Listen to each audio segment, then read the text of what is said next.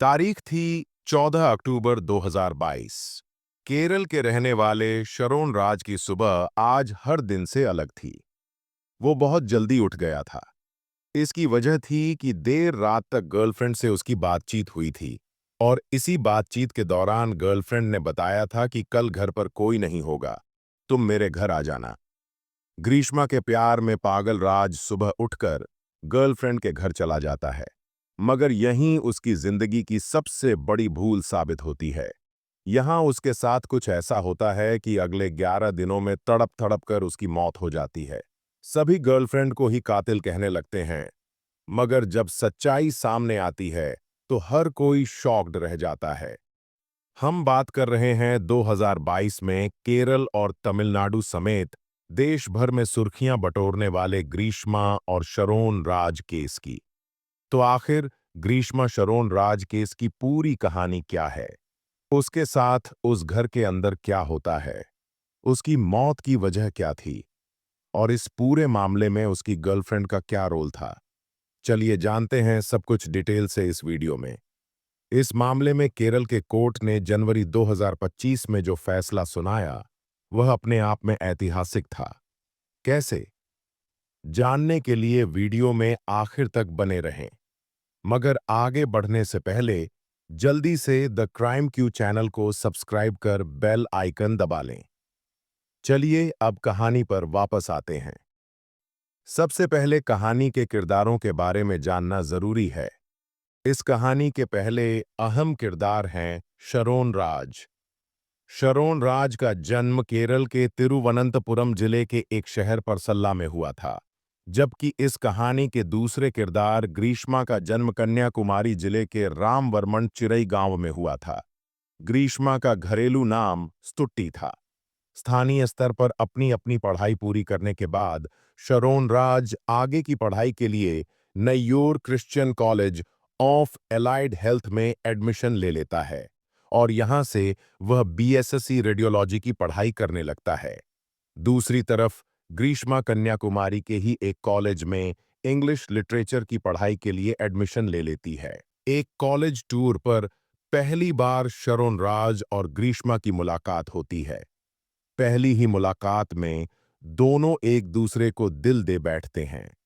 पहले तो इन दोनों में दोस्ती होती है और फिर बहुत जल्द इन दोनों की दोस्ती काफी गहरी हो जाती है।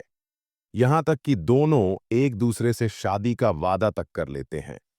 अभी इन दोनों के प्यार को कुछ ही महीने हुए थे कि ग्रीष्मा के परिवार वाले बेटी की शादी के लिए लड़के की तलाश में लग जाते हैं। ग्रीष्मा ऑलरेडी शरोन राज के साथ रिलेशनशिप में थी।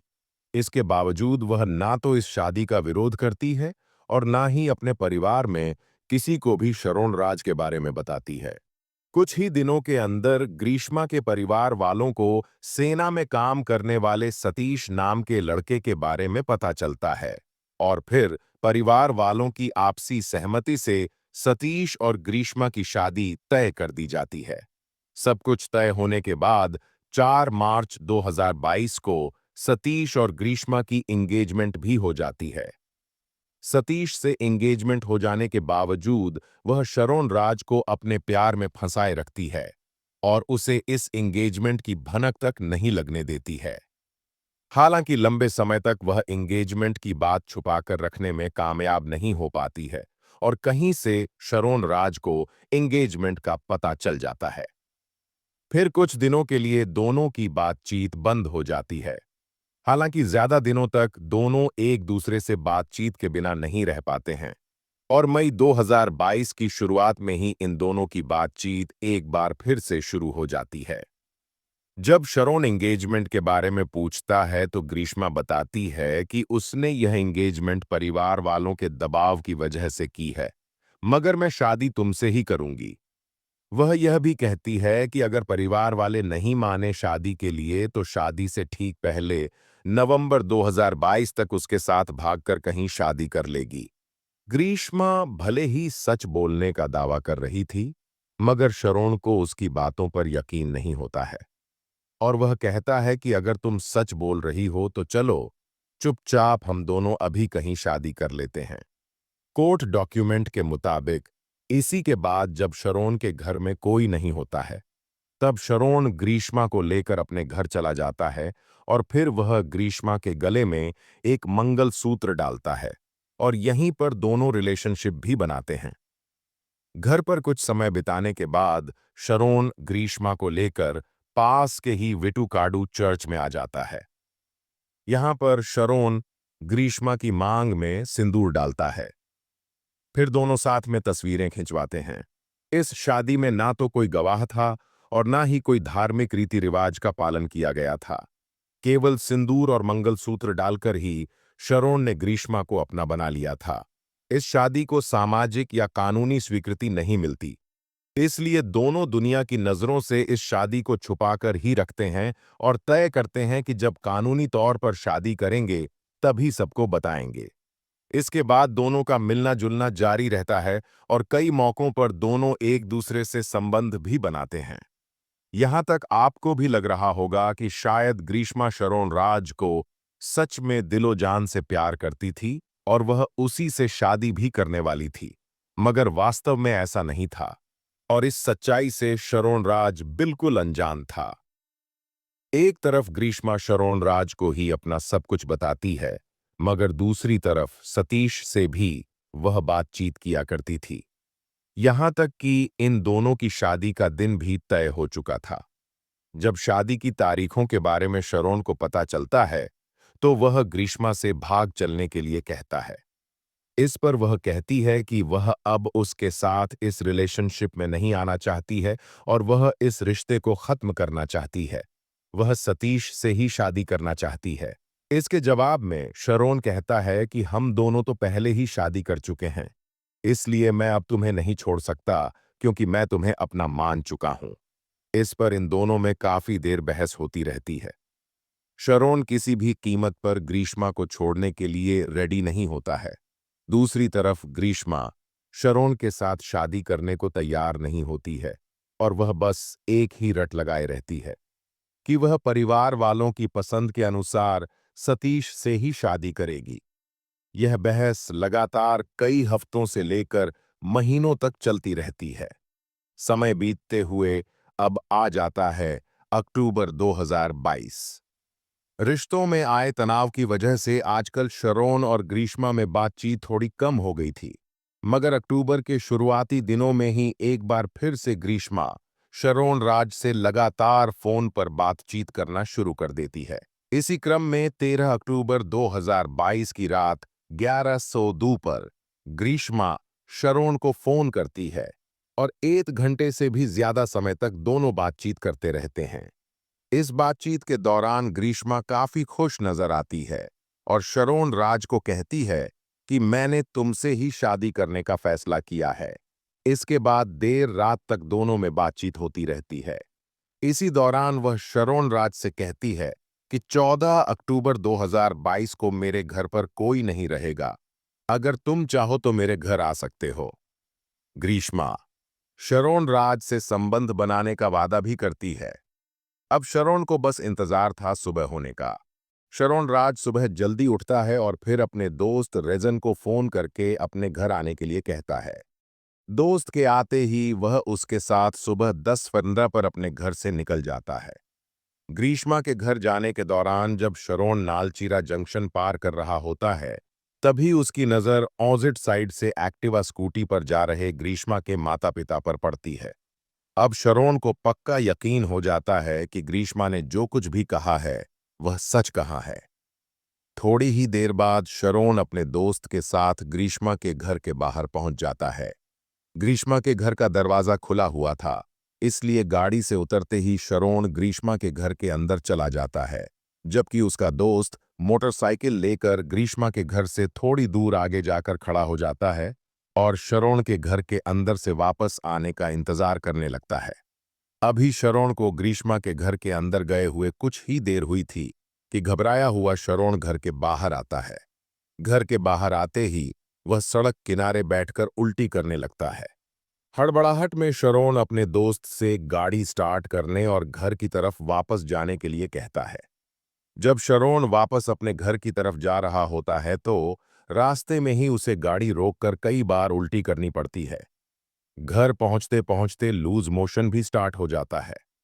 बहुत ज्यादा लूज मोशन और वॉमिटिंग होने की वजह से शरोन की हालत खराब होने लगती है और फिर शाम होते होते उसे पैरासल्ला गवर्नमेंट हॉस्पिटल में एडमिट करने की नौबत आ जाती है। शुरुआती इलाज के बाद उसे छुट्टी दे दी जाती है और फिर वह अपने घर चला जाता है। मगर उसकी हालत ठीक नहीं होती है और अगले दिन फिर एक दूसरे डॉक्टर के यहाँ ले जाया जाता है। स्थिति में सुधार न होने पर 16 अक्टूबर 2022 को उसे फोर्ट ताल्लुक हॉस्पिटल में एडमिट करवाया जाता है। 17 अक्टूबर को शरोन राज की हालत इतनी ज्यादा खराब हो जाती है कि उसे आईसीयू में भर्ती कर दिया जाता है और फिर शाम होते होते उसका लीवर और किडनी फेल हो जाते हैं। शरोन की स्थिति को देखते हुए शरोन का भाई और दोस्त ग्रीष्मा से कांटेक्ट करते हैं और उससे पूछते हैं कि आखिर तुमने शरोन को ऐसा क्या खिला पिला दिया कि उसकी हालत बद से बदतर होती जा रही है। जवाब में ग्रीष्मा कहती है कि मैंने तो उसे अपनी तरफ से कुछ भी ऐसा वैसा नहीं दिया है, बल्कि एक डॉक्टर ने उसे कोकिला श्याम कषायम नाम की आयुर्वेदिक दवाई लेने के लिए कहा था। वही दवाई उसने घर पर पी थी। इसके अलावा ग्रीष्मा बताती है कि पास की ही दुकान से उसने माजा जूस खरीदी थी। वही जूस दोनों ने साथ में पिया था। ग्रीष्मा की बातों पर डॉक्टर या फिर शरोन के परिवार किसी को भी यकीन नहीं होता है, क्योंकि आगे की जांच में शरोन के शरीर में पैराक्वेट जहर भारी मात्रा में पाया जाता है। शरोन का भाई एक बार फिर से ग्रीष्मा से कांटेक्ट करता है और कहता है कि जो दवा तुमने मेरे भाई को दी है वह बोतल मुझे दो, ताकि डॉक्टर उसकी जांच करके मेरे भाई का सही तरीके से इलाज कर सके। इस पर ग्रीष्मा कहती है कि दवा खत्म हो जाने की वजह से उसने बोतल फेंक दी थी। लोगों को लगने लगता है कि शायद दाल में कुछ काला है, मगर सबूत न होने की वजह से ग्रीष्मा के खिलाफ कोई भी एक्शन नहीं लिया जाता है। इधर दिन बीतते हुए आ जाता है 22 अक्टूबर 2022। शरोन की हालत पहले से और भी ज्यादा खराब हो जाती है और उसके कई इंटरनल ऑर्गन काम करना बंद कर देते हैं। शाम के लगभग 5:30 बजे अपने बेटे से एक बार फिर मिलने के लिए शरोन के पिता जयराज आईसीयू में जाते हैं।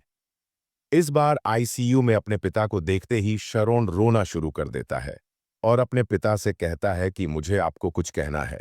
इसके बाद वह अपने पिता से कहता है कि मैं ग्रीष्मा के साथ पिछले कई महीनों से रिलेशनशिप में था, फिर उसके साथ चुपचाप शादी भी की थी। वह अपने पिता से ग्रीष्मा के साथ बनाए गए संबंधों के बारे में भी बताता है और कहता है कि हमने अपने घर पर, ग्रीष्मा के घर और कई बार होटल में जाकर भी संबंध बनाए थे।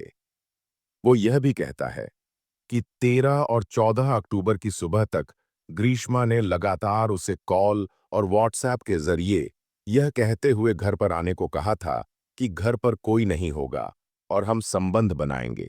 साथ ही हमारे बीच जो भी कंफ्यूजन है उसे दूर करते हुए शादी की बात भी फाइनल करेंगे। आगे शरोन राज अपने पिता को बताता है कि जब वह ग्रीष्मा के घर गया तो उसने उसे एक आयुर्वेदिक काढ़ा पीने के लिए दिया था। उस काढ़े को पीने के बाद ही उसे उल्टी और लूज मोशन शुरू हुए थे। अंत में वह यह भी कहता है कि अब मैं नहीं बच पाऊंगा, क्योंकि मैंने ग्रीष्मा से सच में दिल से प्यार किया था, मगर उसने मुझे धोखा दिया है। बेटे द्वारा किए गए खुलासे के बाद तुरंत ही जयराज स्थानीय पुलिस स्टेशन में जाते हैं और ग्रीष्मा के खिलाफ लिखित शिकायत दर्ज करवाते हैं। पुलिस वाले शिकायत दर्ज करते हैं और फिर तुरंत ही शरोन का बयान दर्ज करने के लिए एक मजिस्ट्रेट आईसीयू में ही आते हैं। यहां शरोन एक एक डिटेल्स मजिस्ट्रेट के सामने बताता है और फिर इस आधार पर पुलिस वाले अपनी इन्वेस्टिगेशन आगे बढ़ाते हुए ग्रीष्मा को पूछताछ के लिए बुलाते हैं। यहां ग्रीष्मा पुलिस वालों को बताती है कि उसने शरोन को कड़ाली कल्पम नाम की आयुर्वेदिक काढ़ा और माजा जूस पीने के लिए दिया था। वो इस आयुर्वेदिक काढ़ा और माजा की खाली बोतल भी पुलिस वालों को देती है। पुलिस वालों को अब तक कोई ठोस सबूत नहीं मिला था, इसलिए ग्रीष्मा को जाने दिया जाता है, मगर उस पर कड़ी निगरानी रखी जाती है।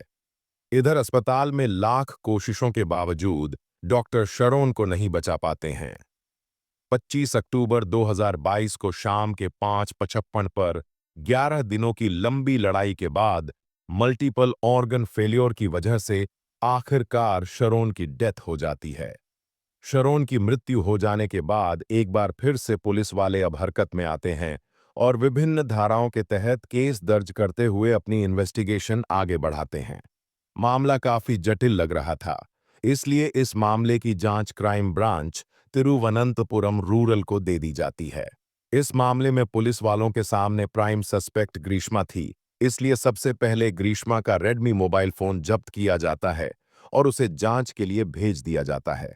इसके अलावा शरोन के मोबाइल की भी जांच की जाती है। पुलिस वालों को शरोन के मोबाइल से एक वीडियो मिलता है जो शेरोन की जिंदगी का आखिरी वीडियो था। इस वीडियो में वह वही आयुर्वेदिक काढ़ा पीता हुआ दिखाई देता है जो उसे ग्रीष्मा ने दिया था। वीडियो में साफ नजर आ रहा था कि उस काढ़े का रंग बिल्कुल अलग था। इसके अलावा जब ग्रीष्मा के मोबाइल की रिपोर्ट आती है तो कई हैरान कर देने वाले खुलासे होते हैं। उसकी रिसर्च हिस्ट्री से पता चलता है कि वह पिछले कई महीनों से गूगल पर अलग-अलग तरीकों से इंसान को खत्म करने के तरीकों के बारे में सर्च कर रही थी। उसने पैरासिटामॉल और डोलो के ओवरडोज में इंसान को खत्म करने पर काफी गहरी रिसर्च की थी। इसके अलावा बस कुछ दिनों पहले उसने पैराक्वॉट जहर के बारे में भी काफी रिसर्च किया था। सर्च हिस्ट्री से पुलिस वालों को पक्का यकीन होने लगता है कि जरूर ग्रीष्मा ने ही शेरोन के साथ कुछ किया है। इसके बाद अब एक बार फिर से ग्रीष्मा को पुलिस कस्टडी में लिया जाता है और उससे पूछताछ का सिलसिला शुरू होता है। एक बार फिर से ग्रीष्मा पुलिस वालों को गुमराह करने की कोशिश करती है, मगर पुलिस वाले उसके जाल में नहीं उलझते हैं और पूछताछ जारी रखते हैं। पुलिस वालों की सख्ती के आगे आखिरकार ग्रीष्मा टूट जाती है और हैरान कर देने वाला खुलासा करती है। ग्रीष्मा के दिए बयान के मुताबिक वह एक समय जरूर शेरोन को पसंद करती थी, मगर जब उसकी एंगेजमेंट सतीश के साथ हो जाती है तो वह राज से पीछा छुड़ाने की कोशिश में लग जाती है। इसीलिए वह कई बार उसे इस रिलेशनशिप को खत्म करने को कहती है, मगर शेरोन तैयार नहीं होता है। इसी के बाद वह शेरोन को अपने रास्ते से हटाने के प्लान में लग जाती है। इसी तरह एक दिन वह इंटरनेट पर सर्च करती है, फिर डोलो और पैरासिटामॉल दवाई को पीसकर एक घोल तैयार करती है और उसे जूस में मिलाकर शेरोन को पिलाने का प्रयास करती है। मगर शेरोन उस जूस को नहीं पीता है, इसलिए उस दिन उसकी जान बच जाती है। ग्रीष्मा के मुताबिक इसके बाद एक बार फिर से वह अलग-अलग तरीकों से शेरोन को खत्म करने का रास्ता ढूंढने लगती है और इसी क्रम में उसे पैराक्वॉट जहर के बारे में पता चलता है। बाजार में यह जहर खेतों में खरपतवार को खत्म करने के लिए इस्तेमाल होने वाले केपिक नाम के कीटनाशक में पाया जाता है। गूगल सर्च से ग्रीष्मा को पता चल जाता है कि इस जहर के इस्तेमाल में शेरोन की मौत अचानक नहीं होगी, बल्कि धीरे-धीरे उसके अंग फेल होंगे, तब जाकर उसकी मृत्यु होगी। धीरे-धीरे मौत होने की वजह से किसी को उस पर शक नहीं होगा। इस तरीके से शेरोन भी उसके रास्ते से हट जाएगा और वह पुलिस की पकड़ से भी बच जाएगी। इसलिए वह बाजार से केपिक ले आती है और फिर इसे चुपके से एक आयुर्वेदिक दवाई में मिलाकर अपने कमरे में छिपा कर रख देती है। फिर वह साजिश के तहत 13 और 14 अक्टूबर की सुबह तक शेरोन से मोबाइल पर बात करती रहती है और उसे लालच देकर अपने घर पर आने को कहती है।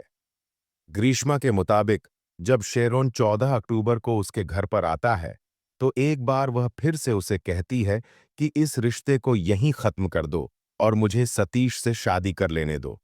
मैं तुमसे शादी नहीं करूंगी। इतना सुनते ही शेरोन गुस्सा हो जाता है और ग्रीष्मा पर हाथ उठाता है। कुछ देर के लिए माहौल काफी तनावपूर्ण हो जाता है। आखिरी बार पूछने के बावजूद जब शेरोन इस रिश्ते को खत्म करने से मना कर देता है, तो किसी तरह ग्रीष्मा शेरोन को शांत करती है और फिर अपनी प्यारी-प्यारी बातों में उलझाना शुरू करती है। और जब शेरोन शांत हो जाता है, तो उसे वही जहर मिलाया हुआ काढ़ा पीने के लिए देती है। शेरोन वो काढ़ा पीने से मना कर देता है, मगर किसी तरह उकसाते हुए ग्रीष्मा शेरोन को वह पीने के लिए मना ही लेती है और फिर जैसे ही शेरोन वह पीता है, उसके पेट में दर्द होना शुरू होता है और अचानक उल्टी होने लगती है और फिर वह ग्रीष्मा के घर से निकलकर बाहर आता है। इन सब खुलासों के बाद ग्रीष्मा को गिरफ्तार कर लिया जाता है और अब पुलिस वाले सबूत जुटाने में लग जाते हैं। ग्रीष्मा का मोबाइल ही अपने आप में काफी बड़ा और अहम सबूत था। फिर भी महत्वपूर्ण था कि पुलिस वाले वह जहर का डिब्बा ढूंढकर निकालें जिसका इस्तेमाल ग्रीष्मा ने किया था।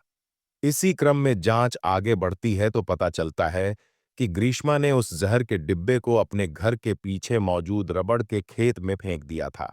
जब शेरोन की हालत खराब होने लगती है तो उसे डर सताने लगता है कि कहीं यह डिब्बा पुलिस वालों को मिल गया तो वह पकड़ी जाएगी।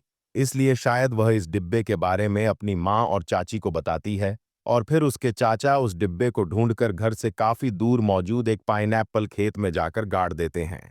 अपनी इन्वेस्टिगेशन में पुलिस इस बात का पता लगा लेती है और फाइनली इस जहर के डिब्बे को भी बरामद कर लेती है। क्योंकि सबूत मिटाने में ग्रीष्मा के चाचा और मां का भी रोल सामने आता है, इसलिए इन दोनों पर भी सबूत मिटाने और आरोपियों की मदद करने की धाराओं के तहत मामला दर्ज कर लिया जाता है। इस मामले की सुनवाई मार्च 2024 से नया तिनकरा डिस्ट्रिक्ट एंड सेशन कोर्ट में जज A.M. बशीर के सामने शुरू होती है। अपने बचाव में ग्रीष्मा कहती है कि शेरोन ने वह जहर गलती से पी लिया था जो घर में खेती के लिए रखा हुआ था। मगर शेरोन के मोबाइल में कैद वीडियो ग्रीष्मा के दावों को झूठा साबित कर देता है। इसके अलावा ग्रीष्मा ने कहा था कि शेरोन ने उसके साथ मारपीट की थी, मगर पुलिस मेडिकल जांच में ग्रीष्मा के साथ किसी भी तरीके की कोई भी जोर, जबरदस्ती या मारपीट के सबूत नहीं मिलते हैं। दूसरी तरफ पुलिस की तरफ से जमा किए गए सभी सबूत और गवाह अदालत में ग्रीष्मा को गुनहगार साबित करते हैं। 3 जनवरी 2025 को इस मामले में सुनवाई पूरी हो जाती है। अदालत द्वारा ग्रीष्मा को सेक्शन 304, सेक्शन 328, सेक्शन 302 और सेक्शन 203 के तहत दोषी करार दिया जाता है। सबूत मिटाकर ग्रीष्मा की मदद करने के लिए उसके चाचा को 3 साल की सजा सुनाई जाती है, जबकि ग्रीष्मा की मां सिंधु को सबूत के अभाव में बरी कर दिया जाता है। नवंबर 2025 को इस मामले में अदालत द्वारा दोषियों के खिलाफ सजा का ऐलान किया जाता है।